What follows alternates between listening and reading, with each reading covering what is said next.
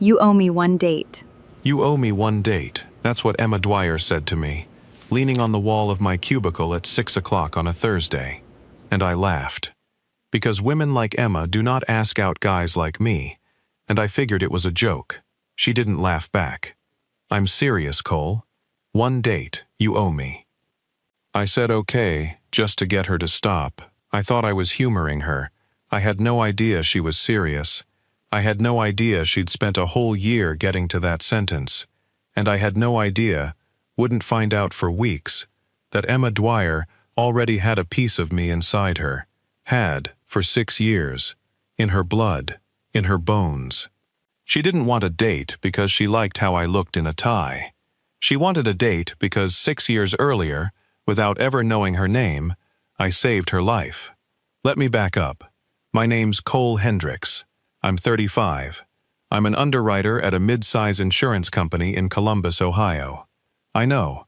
I can hear you already. It's about as exciting as it sounds. I look at risk all day. I decide what a life is worth and what it costs to protect it. And I fill out the forms, and I go home. I'm good at it. Nobody dreams of being good at it. Here's the part I don't lead with. I got divorced 3 years ago. Her name was Steph. We were married 6 years, no kids, and it didn't end in a fire. It ended in a slow fade, the way a lot of them do. One day you look across the kitchen, and you realize you've been roommates for a year, and neither of you said anything. She's fine. I'm fine. That's sort of the problem. Everybody's fine, and nobody's alive. After the divorce, I got real good at gray. Same drive, same desk, same lunch. Turkey sandwich, I'm not proud of it. I stopped expecting things to be good. Not sad, exactly. Just flat. 35 years old and running on a dead battery. Going through the motions of a life like a guy reading a script somebody handed him. That was me when Emma Dwyer showed up.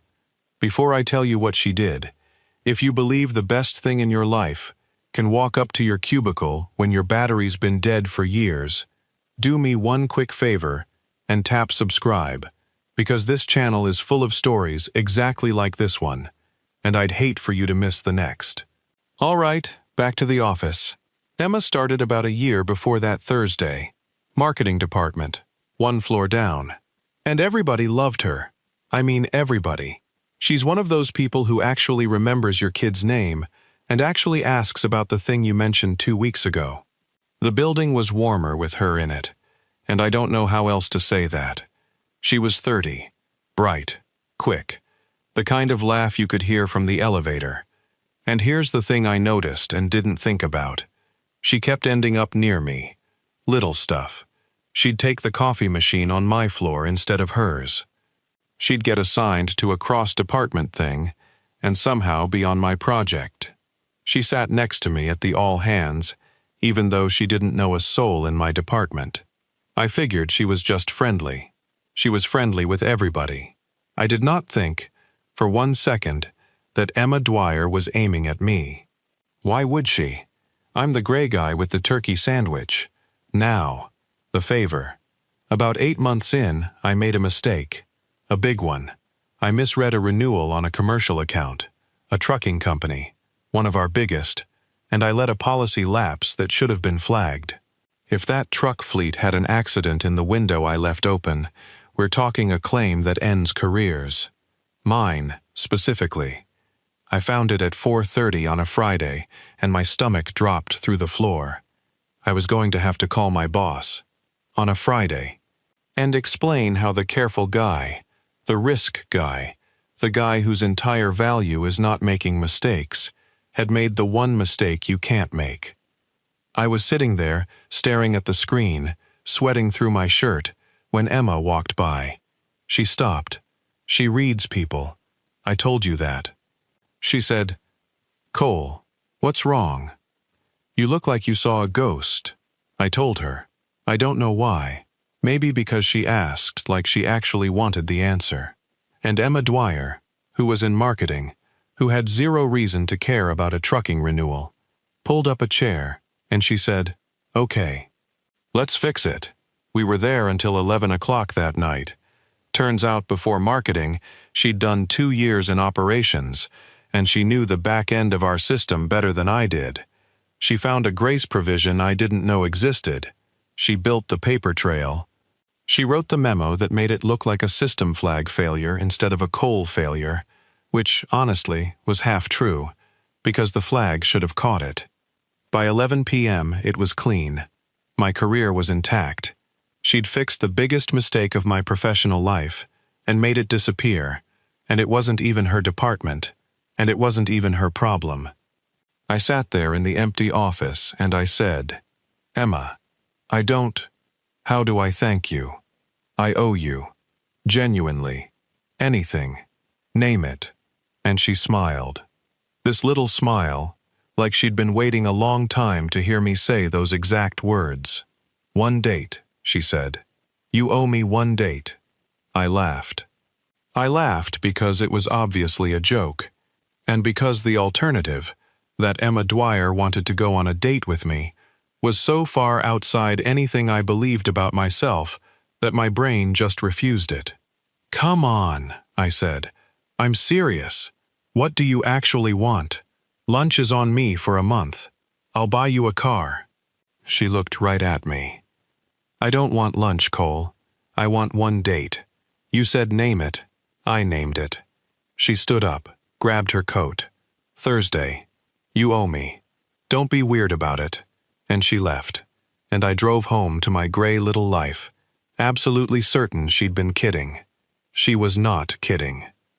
She brought it up Monday, casual, in front of the coffee machine. So, Thursday, I did the thing I do. I deflected. "Emma, you don't have to. You did me a huge favor. You don't owe me a pity date. I'm a grown man." And she set down her coffee, and she looked at me, and she said something that stopped me cold. "Cole, has it occurred to you, even once, that I'm not doing you a favor? That maybe I want to go?" No, it had not. It genuinely had not occurred to me, and my face must have said so, because something in her expression went soft and a little sad. "You really don't see it," she said, quieter. "See what?" She just shook her head. "Thursday, 7 o'clock. I'll text you the place. Here's where I need to be honest with you about who I was. I almost didn't go.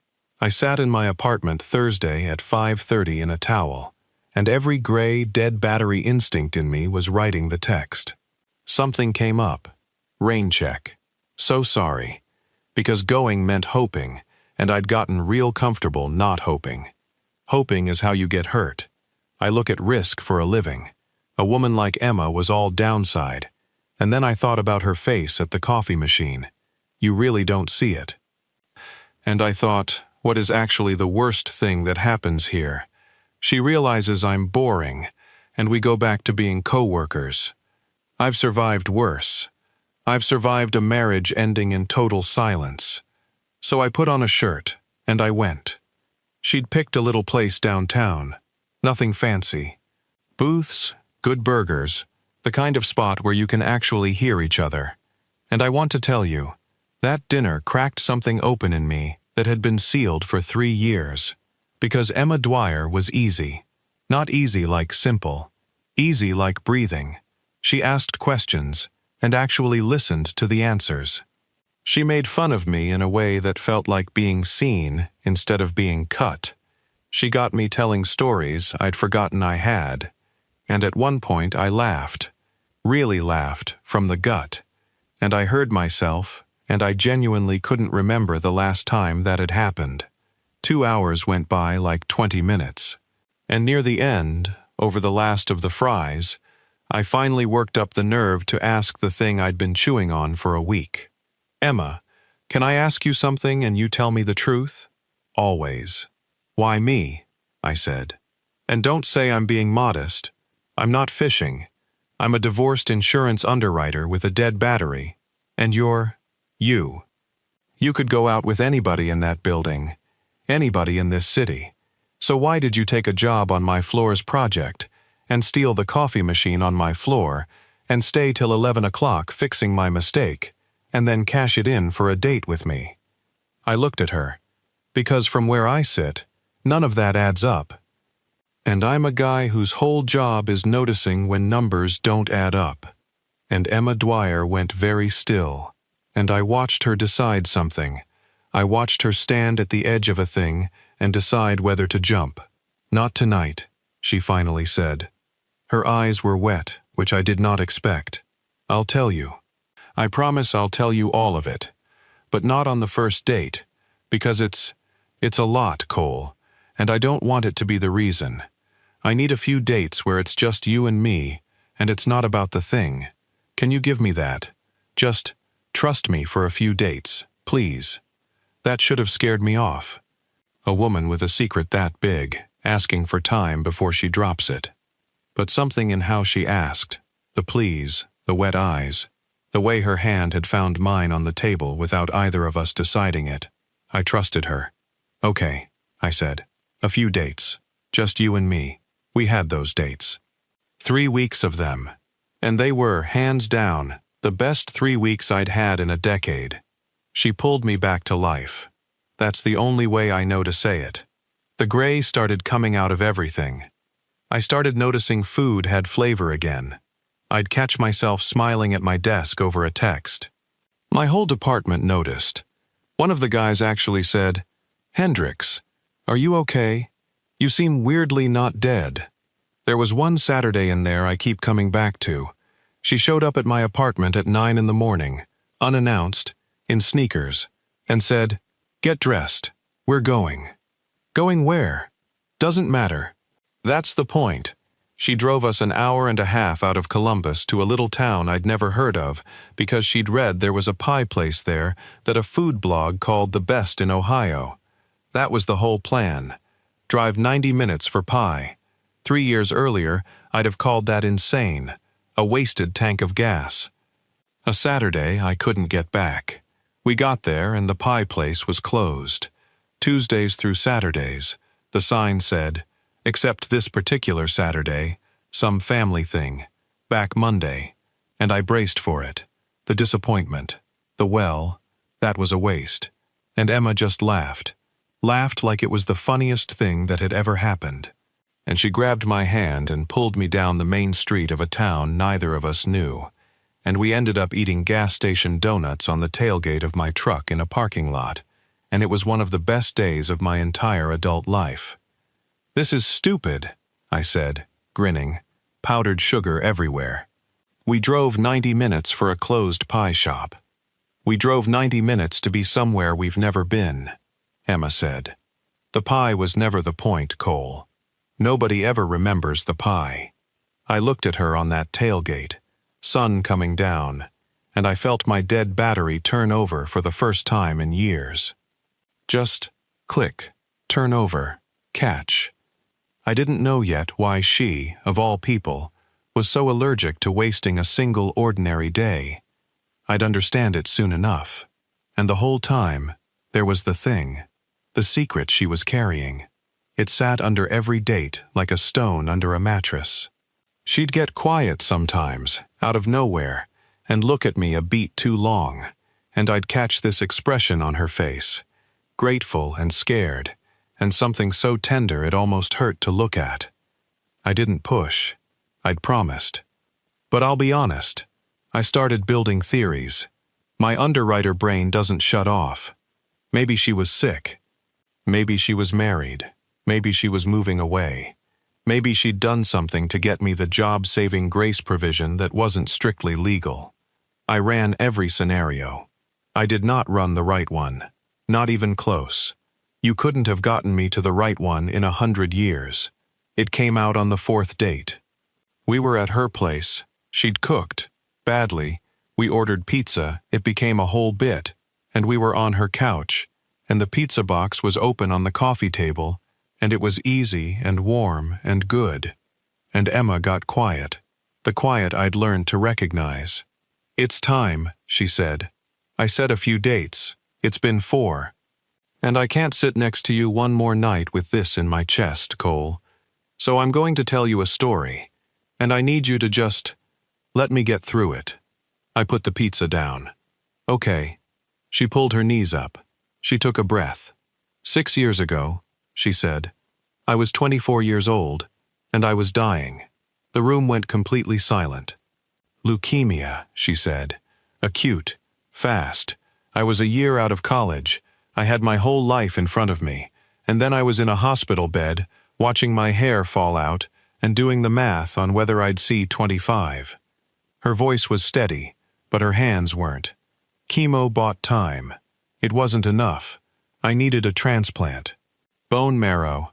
And here's the thing nobody tells you until you're in it. Your family isn't automatically a match. My brother wasn't. My parents weren't. Nobody in my family was a match. And without a match, I was going to die. That's simple. There was a clock, and it was running out, and there was no one. I couldn't breathe. There's a registry, she said. The National Registry. Millions of strangers who once, at some point in their lives, a college drive, a health fair, a booth at a football game, swabbed their cheek and signed up to maybe, someday, save a stranger they'd never meet. She looked at me, and the tears came now, running down without her wiping them, and out of millions of people, there was one match for me. In the whole country, one. And that's when it started to land. Slow, like ice water, going down my spine, 1 degree at a time. Because 6 years ago, I got a phone call. I'd forgotten I was even in that registry. I'd swabbed my cheek at a drive-in college, at a booth by the student union, because a girl I liked was volunteering at it, and I wanted a reason to talk to her. That was the whole reason. A crush. I signed up to impress a girl, and then forgot about it for 8 years. And then, 6 years ago, at my lowest, right in the thick of the slow, silent end of my marriage, I got a call from a number I didn't know, and a woman told me I was a match for a patient, a 24-year-old, and asked if I was still willing. I remember exactly where I was standing. My kitchen. Steph was in the other room. We hadn't really talked in weeks, and this stranger on the phone was telling me that somewhere out there, a 24-year-old was going to die without me, and did I still want to do this? And I remember thinking, this is the first time in a year anybody's needed me for anything. I said yes. I drove to a hospital in Cincinnati 2 weeks later, alone. I didn't tell Steph much. Things were too far gone by then. They ran me through the screening, and then on the morning of it they put me in a gown and put me under, and they took the marrow out of the back of my hip with a needle, and when I woke up I was sore and a little sick from the anesthesia, and there was a nurse there who told me I did a good thing. They gave me a juice box. I'm not kidding. 29 years old, the proudest thing I'd ever done, and it ended with apple juice and a graham cracker in a recovery bay in Cincinnati. And that was it. I was sore for a week. I had a little scar on my hip I could barely see. And I went home to my quiet, dying marriage, and I never knew if it worked. That's the part that always sat with me.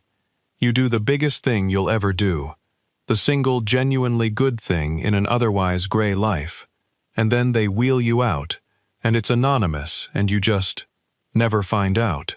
Did the kid live? Did it take? Did any of it matter? I asked. They said they couldn't tell me. Privacy. And maybe someday if both parties consented, but I never heard anything. And after a while I stopped wondering, because wondering hurt. I looked at Emma Dwyer sitting on that couch. Emma, I said. My voice didn't sound like mine. How old are you? 30, she whispered. 6 years ago, you were 24. Yes. You needed marrow. From a stranger. From the registry. Yes, Cole. There was one match in the whole country. She was nodding now, sobbing, nodding. It was me, I said. It was me. You're the... You saved my life, Emma said. 6 years ago, a stranger I would never meet took a needle in the hip, so a girl he'd never heard of could see 25. She was crying so hard she could barely get it out. I'm alive because of you, Cole. I've been alive for 6 years because of you. Everything I've done, everyone I've loved, every ordinary Tuesday, All of it exists because you said yes. I sat on that couch and I came completely apart. 6 years of not knowing if it worked. And it was sitting 3 feet away from me eating pizza, and I'd been on 4 dates with it, and I'd asked it why me, like the answer could possibly be small. How? I could barely talk. How did you find me? It's anonymous. They told me it was anonymous. For a year, she said, wiping her face. For the first year after a transplant, it's sealed. But after a year, if both people consent, they'll connect you. I consented the day I was eligible. I checked the box the second they let me. She half laughed, wet. And then I waited. Because you hadn't checked yours. Donors have to opt in too. And you never did. You'd moved on. You didn't even think about it. So they had my consent and not yours. And legally, they couldn't tell me your name. Then how? I got one thing, she said. One piece of you. They're allowed to pass along an anonymous note if the donor left one. And she got up off the couch, and she went to a drawer, and she took out a piece of paper, folded soft, worn at the creases, like it had been opened and refolded 10,000 times over 6 years. She put it in my hands, and I looked down at my own handwriting. 6 years old, faded, a note I'd completely forgotten writing, scrawled on a card a nurse handed me before they put me under, when they asked if I wanted to say anything to the person I'd never meet.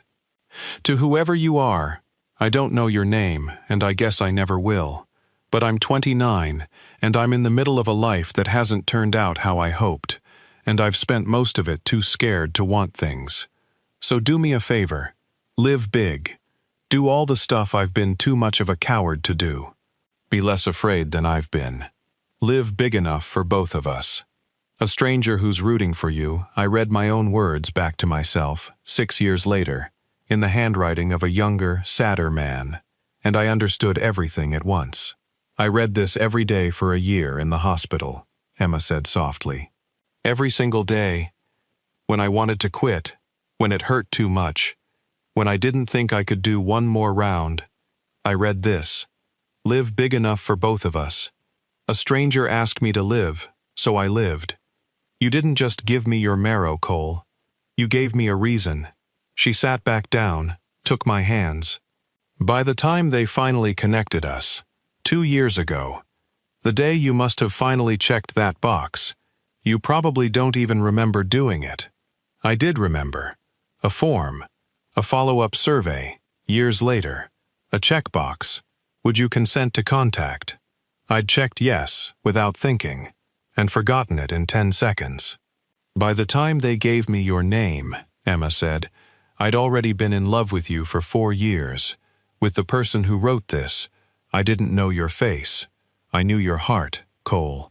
I'd been carrying it in my chest and reading it on a card, and I fell for a stranger who told a dying girl to live big enough for both of us. She was crying and smiling. So I found you. It took me a year to work up the nerve, and I took a job at your company, and I stole the coffee machine on your floor, and I waited for the universe to hand me one excuse to finally get near you, and you handed me a lapsed trucking policy on a Friday afternoon. And I stayed till 11, and I cashed it in for one date, because I was too scared to walk up to the man who saved my life and just say it. And then she said the thing that took the last of me. You told me to live big for both of us, she whispered. I came to give the other half back. I didn't just want to thank you, Cole. I wanted to be the reason you finally lived big too, because the man who wrote this card deserved that more than anybody I've ever met, and I've spent 6 years wanting to find him and tell him so. I should have grabbed her right then. That's the movie version. Here's the real version. Because I'm me. I pulled back. Not far, but she felt it. I stood up off that couch and I walked to her window, and I put my hands on the sill, and everything gray and scared in me came roaring back up at the worst possible moment. Cole? I need a second, I said.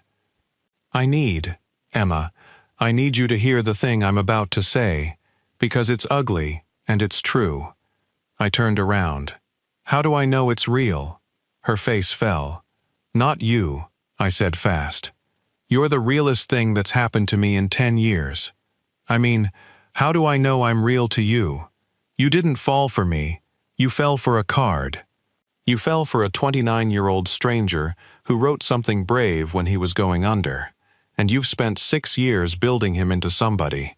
And then you found out he's this.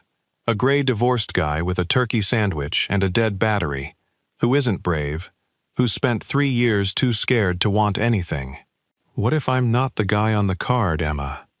What if you love the man who saved you, and I'm just the disappointing body he came in? My voice cracked. And what if you can't even tell the difference? Because you owe me. How do you separate loving somebody from being alive because of them? You can't. Gratitude that big. It looks exactly like love, and I can't spend my life wondering which one I got. The room was silent for a long, long time, and Emma Dwyer stood up off that couch, and she walked over to me, and she was not crying anymore. Her face had gone steady and fierce. You want to know how I know the difference, she said. Sit down, because I'm only saying this once. I sat. I spent 2 years being grateful to a card, she said. 2 years. I loved the idea of you. I'll give you that one. You're right about that part. If we'd never met, I'd have loved a stranger forever, and it wouldn't have been real. It would have been a fairy tale I told myself in a hospital bed. She crouched down in front of me, the way you get down to somebody's level. And then I got the job, and I met the actual you. And Cole, the actual you is nothing like the card. I flinched. He's better, she said. The card was a scared man being brave for 30 seconds under a needle. The real you is a man who's scared all the time and shows up anyway. Who stayed at his desk sweating through his shirt, rather than let a mistake become somebody else's problem. Who almost didn't come Thursday. Don't think I didn't know that. And came anyway. Who's terrified of me right now and is telling me the ugly truth to my face, instead of just ghosting me, which is what the coward you keep calling yourself would actually do. She took my face in both her hands. I didn't fall in love with the card, Cole. I fell in love with the card, and then I met the man, and the man was harder to love and worth more, because he's real, and he's scared, and he does it anyway. That's not gratitude. Gratitude is easy. Gratitude would have settled for the fairy tale. Her thumbs wiped my face, and I realized I was crying again. I don't want the stranger who wrote the card. I've got his handwriting memorized. I want the gray guy with the dead battery, who I've watched come back to life for 3 weeks. That one. The real one. I picked that one. I picked that one. I don't remember standing up. I just remember holding on to Emma Dwyer like she was the only solid thing in a flood, and both of us crying and laughing at the same time, and 6 years of a question finally getting its answer. We stayed up until 4 in the morning that night. On her couch, the cold pizza forgotten, both of us wrung out. She told me everything I'd wondered for 6 years. That the transplant took on the second try. That she'd been in remission 5 years. That her first clear scan, the doctor cried. An actual oncologist, who'd seen 1,000 cases, cried in the room. That her mom kept a calendar and marked every single day past the day they'd told her she probably wouldn't make it, and there are 2,000 of those days now, and every one of them, Emma said, has my fingerprints on it. And I told her things I'd never told anybody. About the marriage going quiet. About the gray. About how, 6 years ago, the day that stranger called and said someone needed me, it was the first time in a year I'd felt like I was worth a phone call. How I'd driven to Cincinnati alone and told myself it didn't matter that nobody came with me, because at least for one morning, I was the answer to somebody's prayer instead of the problem in somebody's kitchen. You were mine, Emma said, in the dark, at 4 in the morning. You were exactly that. You were the answer to a prayer. My mom prayed for a match every night for 4 months, and God sent her a scared guy in Ohio who'd signed up to impress a girl. She laughed, wet. He works in mysterious ways. Apparently he works through crushes and college health fairs. I laughed so hard I woke up her neighbor. It worked. The marrow. It took. She's right here. She's alive. And she loves me. Not the donor. Not the card. Me. We didn't rush anything after that. And if you've been listening to me this long, you know why. 2 people this scared don't rush. But scared and slow still gets you there, if you keep showing up. We've been married 2 years now. Small wedding. Her whole family came, and every one of them hugged me too long, because every one of them knew exactly who I was before I said a word. Her brother couldn't even get through his toast. He just looked at me and said, "You're the guy," and sat back down, and it was the best toast at the whole wedding. I framed the card. It hangs in our hallway, where we both see it every day. Live big enough for both of us. Underneath it, Emma hung a second frame, a photo of her, bald, 24, in a hospital bed, holding that exact card up to the camera and grinning like she'd already won. I keep it there, so I never forget the thing I finally learned. Here's something we do now, Emma and me. Every year, on the anniversary of the transplant, she calls it her second birthday, we set up a folding table at the Ohio State Student Union, by the Union, right where I swabbed my cheek 14 years ago to impress a girl whose name I don't even remember, and we run a registry drive, cheek swabs, clipboards, a jar of those cheap lollipops, and we tell people the whole thing. The gray guy and the dying girl, and the card and the coffee machine. Emma does most of the talking. She's better at it, obviously. I mostly hand out the swabs and try not to cry, which I fail at every single year, and which the college kids find deeply confusing. Last year, a nervous kid, maybe 19, hung back at the edge of the table for 20 minutes before he came up. Said his mom had leukemia. Said he'd been scared to sign up, because what if he matched and it hurt? What if he wasn't brave enough?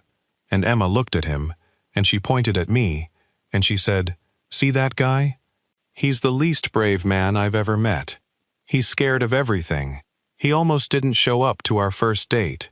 She smiled at me. He signed up anyway, 14 years ago. Forgot he even did it. And I'm standing here because of it. The kid swabbed his cheek. I don't know if he'll ever match anybody. Most people never get the call. But he's in there now, in the registry. One more stranger who might, someday, be somebody's one match in the whole country. That's Emma's whole mission now, to make sure the thing that saved her keeps saving people. And she dragged a gray insurance underwriter along for it, and turned him into a guy who cries at a folding table every October. Live big for both of us. We're working on it. I spent 35 years thinking I was the risk guy, the careful one, the gray one, the man whose whole value was not making mistakes, not hoping, not wanting, keeping the battery low so nothing could hurt too much. And the single time in my life I did something big and brave and reckless, signed up to save a stranger, to impress a girl, said yes to a needle when I was already down. It saved a 24-year-old's life, and then it came back 6 years later and saved mine. Because I was dying too. Not like Emma, slower, quieter, the kind of dying where you keep breathing and going to work and eating your turkey sandwich, and nobody calls an ambulance, because there's nothing on the monitor. The kind where you just slowly stop being alive, while your heart keeps beating out of habit. She said I owed her one date. I had the whole thing backwards, and so did she, and it took us both a while to see it. I didn't owe Emma Dwyer a date. 6 years ago I saved her life, and she spent 6 years finding me so she could save mine right back. And neither one of us knew, sitting in that booth over a plate of fries, that the debt had been paid in full before we ever met. She thought she was collecting. Turns out we were even the whole time. Turns out even is just another word for meant to be. If somebody ever came back into your life years later, and turned out to be connected to you in a way you never could have guessed, I want to hear about it, because I've stopped believing those things are accidents. Tell me your story down in the comments, and tell me where in the world you're watching from tonight. I read every single one, and it still gets me, seeing how far these stories reach. Somebody wrote in last week and said they'd signed up for the bone marrow registry after watching one of these, and if even one person does that, then this whole channel was worth it. And be honest with me before you go. If a coworker you barely knew told you that you owed them one date, would you have gone, like I finally did? Or would you have sent the rain check text, gone home to your gray little life, and never once found out what you turned down? There's no wrong answer. There's just the one you'd have to live with. If this story got you tonight, do me one small kindness. Tap that like button so it finds the next person who needs it. Hit subscribe, and turn on the notification bell, because I'm here every single week with a brand new story about the kind of love that shows up years late, in a way you never saw coming, exactly when your battery's gone dead. Go live big. Big enough for both of you. Glad you're here.